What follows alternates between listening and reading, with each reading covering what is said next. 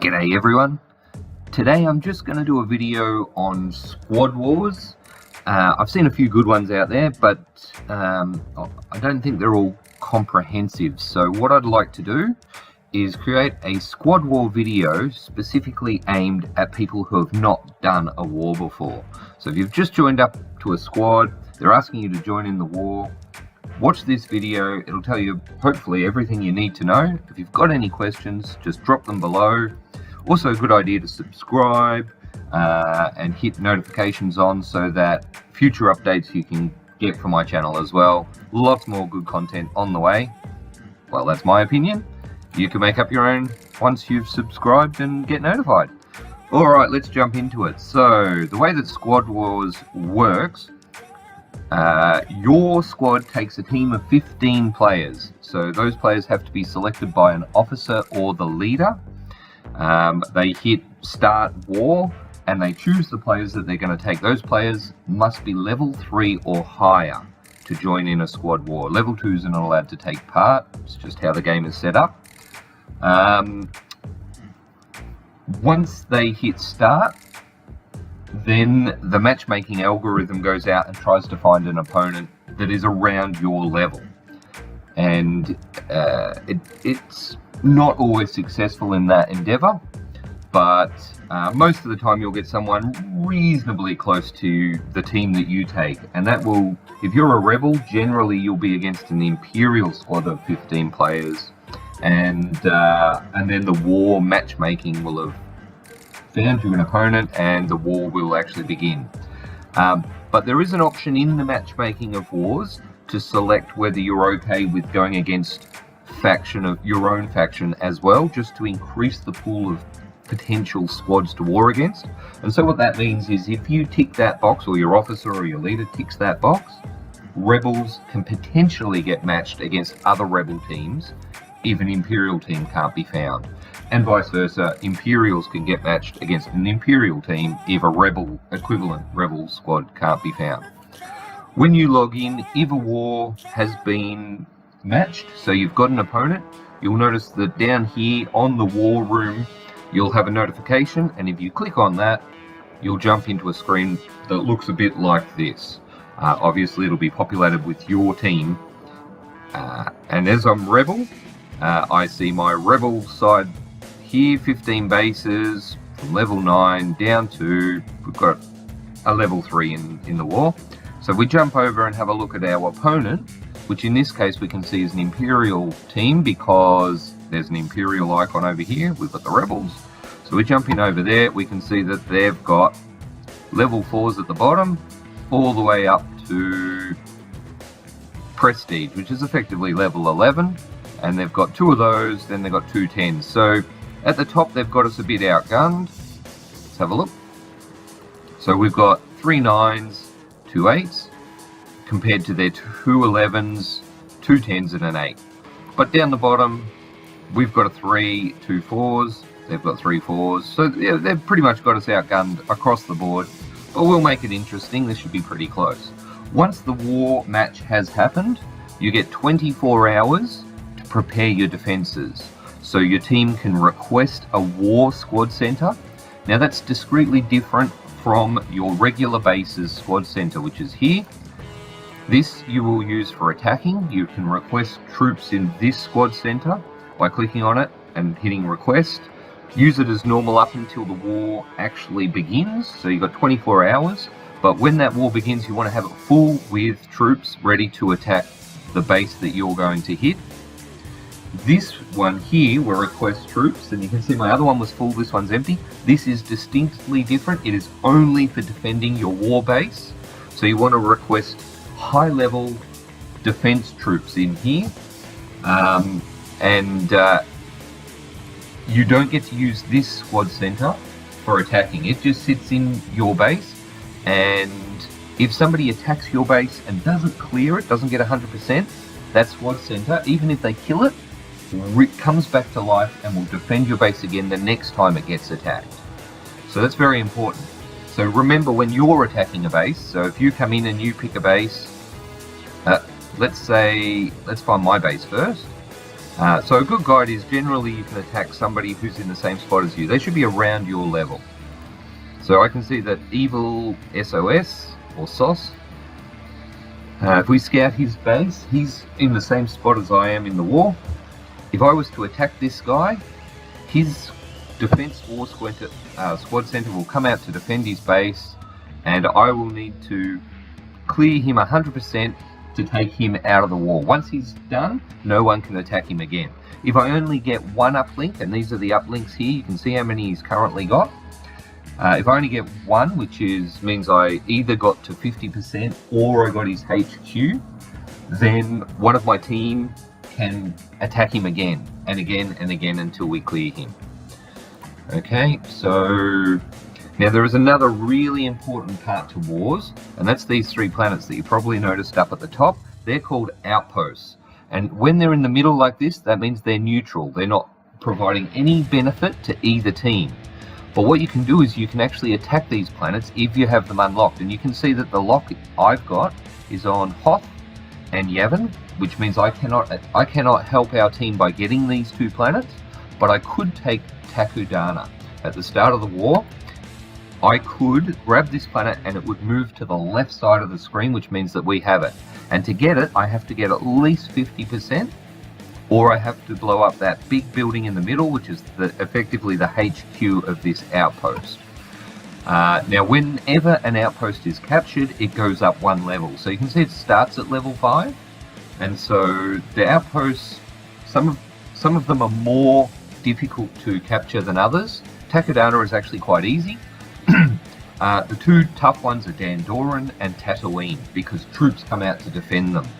All the others, Urkit, Hoth, Yavin and Takodana, no troops come out to defend them, so they're actually quite easy, at least at level 5. A level 3 or a level 4 could capture these outposts if they do it the right way. If I was to capture this outpost in 23 hours and 30 minutes when the war begins, and I can actually attack it, so once you go into scout, there'll be an attack button. It will, if I'm successful and get at least 1 star against it, it will move over to this side of the screen, and from that point onwards, my side gets the benefit of that outpost until our opponent takes it and puts it on their side of the screen by capturing it back. While it's on our side of the screen, it boosts our defense and it boosts our attack. Now that boost is enormous. With Takodana, you get, from memory, 400% boost to any infantry. So that's units like Rebel infantry is heavy soldiers, it's even Ithorians, it's Vanguards, it's Jetpackers, it's any troop that comes out of the barracks or the cantina, or infantry that comes out of your HQ as well, or your squad centers. Yep, that's a lot of oars, I understand that. Let's put the oars in the water and row in the right direction.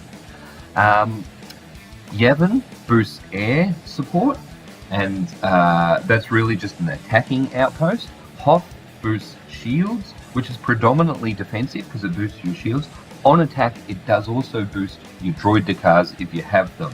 At low levels, you won't have droid Dakars, but your opponent may. And so if they've got Hoth and capture it and put it on their side, then not only will their shield generators be boosted, which means that the shields are regenerating faster and are harder to take down, but also their droid Dakars, their shields, will also be boosted. Lastly, so obviously in the battle, you're not only trying to clear your opponents, and whoever gets the most uplinks wins. If you get to 45 all, it's a draw, and that's it. It doesn't matter who captures the most first. It doesn't matter who holds the outpost. Once you both get to 45, that's just a draw. If you can get to 45, which means you've cleared all 15 of your opponent's bases. During your 24-hour prep period, there is another important thing to do, and that's edit your defensive outpost. Now, very, very, very important, and some people forget to do this. Each time you upgrade a level and each time you put out a new building, so you build a new turret and put it on your base, once you've done a war, it does not update your war layout. So it is very important every time you put out a new building and every time you upgrade a level, you must go into edit defensive outpost and put out the new buildings that you've got. Now, as you can see, I've already done that, so there's no more buildings put out, but they would be listed across the bottom. When you're building your war layout, try to make your base as hard as possible to attack. And in wars, because they get boosts, sometimes there's not much you can do if you're outgunned, but try to lay it out so that you don't leave any gaps in your war base, so that they have to drop as far out as possible. Make them walk as much as you can, slow them down, and give your defensive squad center as much chance of killing your opponents as you can, which means putting it under shields. Make sure it's under at least 2 shields, and as you go up levels, when you get near levels 8, 9, 10, you probably want to have it under 3 or even 4 shields. You can play around. There's lots of videos and layouts for war bases that you can check online. I've got some on my channel as well. You can have a look at this one. This is a level 7 version. At the lower levels, the main thing is about the squad center. Keep it in the middle, spread your base out around it. You can put your HQ next to it. It's actually not that important. Holding onto one uplink is the key. So make sure you get your shields over your squad center, not your headquarters. That can be partially shielded or totally shielded, but the squad center is the key. It has to be completely under those 2 shields. If a bit's sticking out, they can attack it with air support and may not even have to, if they can blow it up, they may not even have to trip it and deal with the troops, which just makes your base really easy to take out. Alright, so as I said, once the war match happens, you get 24 hours to prepare. Then after that 24-hour period is up, the war begins, and it's really important, if you can, to have as many players on at the start as you can, because battling over these outposts is key. You want to get them early, you want to clear the bases early, and if you can do that, not only does it give you more attacks to then defend these outposts and make it harder for your opponent, but the level of the outpost starts going up. And especially as you're probably watching this video as a low-level player, which means that your team isn't a high-level team, or at least not across the board, these outposts will become almost impossible to capture at the higher levels. Tatooine and Dandoran especially, if they get up to levels 8 and 9 or higher, and then for a level 5 or a 6 player to get them becomes almost impossible. You need extreme amount of skill, some luck, and the right troop combinations, including high-level troops in your squad center, to capture it. And if that happens, if you've not got a lot of people on at the start, they capture the outpost, drive them up the levels, and clear your bases, you're going to have a very hard time of winning that war. You're probably going to not capture enough uplinks, and you're going to get beaten. So if you can get your team on at the start, if you can capture just the key outposts, don't waste. See, in this war, I would not even attack Hoth. You don't need it. If you've got a lot of people on at the start, grab Takodana, which is by far the best outpost out of all of them. Clear as many of your opponents as you can.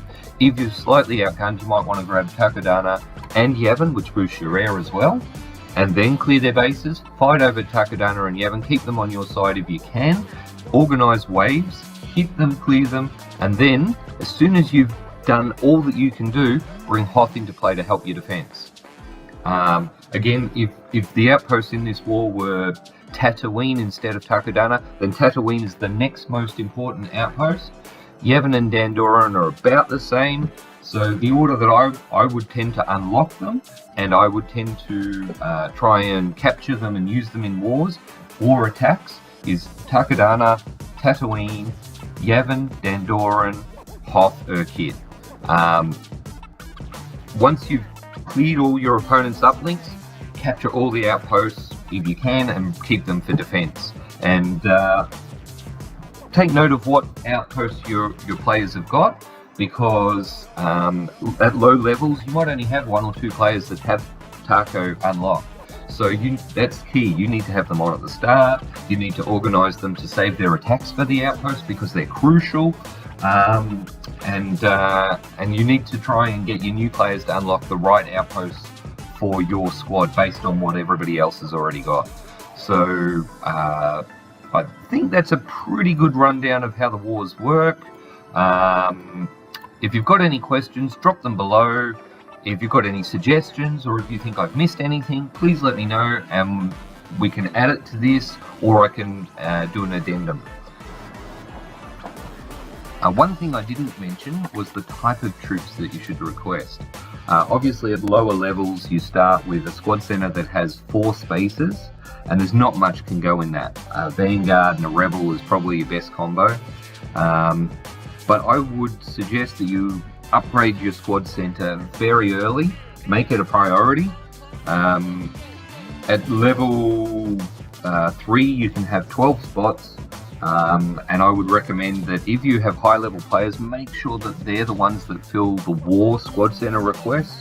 You want bikes, that's speeder bikes, that are level 7 or higher. They get a double speed boost from level 7 onwards, which makes them lethal. Before that, they're sluggish, not very dangerous, and pretty much worthless. But from level 7 onwards, they become a great unit, especially for wars. Low level players don't have the troops to deal with them. So if you've got level 7, 8, 9, 10 speeder bikes and a few of them in your squad center at low levels, and let's say a medium level player attacks you, very good chance that they're gonna get they may get no uplinks against you, they may get 1 or 2, but speeder bikes are lethal. And if somebody attacks you that doesn't have skill or doesn't have the right troops to deal with them, they're going to fail against your war base. So that would be the most important unit for low to mid-level war squad centers, is the speeder bike, and you can have quite a few. When you get 16 spaces, you can have 3 in there, and from that point on, they're brilliant. At 12 spaces, 2 speeder bikes are okay, but if you've got high level donators, other options include a TX, which takes up 9 spaces, and then a TOG. That's if they're high level. If they're not high level, you might want something along the lines of a Skiff, which takes up 7, and maybe a Sharp, which is a good combination. From 16 spaces and up, speeder bikes. If you've got enough space, then depending on the outposts come into play from that point onwards. And so if Tatooine is the best outpost in play, so there's no Takodana in the war, generally people will be attacking with vehicles, so you want to go with anti-vehicle type defense. So in that case, I would recommend maybe having a look at some of your war squad centers getting filled with units like Skiffs, with units like, even some people could try a group of Hales with a Dravitan, and you can also go with units like Jetpackers, which are air-based and hard to target with air, because they're flying.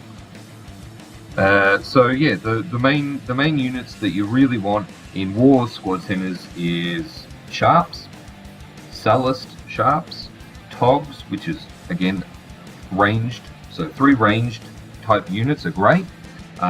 Speeder bikes are probably the best if you can have 3 or more of them. You don't want to have, let's say you had a level 10 squad center which has 40 spots in it, you wouldn't want to fill it with all bikes, because they're all 1 speed and you're gonna get attacked by a high level player. That player has all the units to deal with whatever comes out. He will just simply distract the bikes and bomb them, or blow them up with Twi'leks. There's lots of units to deal with them. But what you can do is you can make them much more lethal by going with different speeds in your squad center. So if you went with bikes, which are really fast, you might go 3 bikes, takes up 15 spaces, leaves you with 25. Might go with, let's say, 3 Togs, which takes up 24 spots, and a Rev. And now you've got a really slow, really long range lethal unit sitting back under your shields, and the bikes come flying out. They've pretty much got to dump a whole stack of troops to deal with your bikes or slow them down and use air, and then they're going into your base and taking on the slow speed part of your squad center, and that is a much harder squad center to deal with. So at mid to high range, I highly recommend going with 2 speeds at least. You can even go 3 speeds. Depending on the outpost, it can be better or worse. But at low levels, you want to go with mainly speeder bikes. I've probably said that to death because it's so important.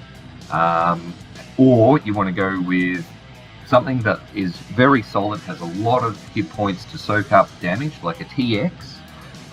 And they're only good if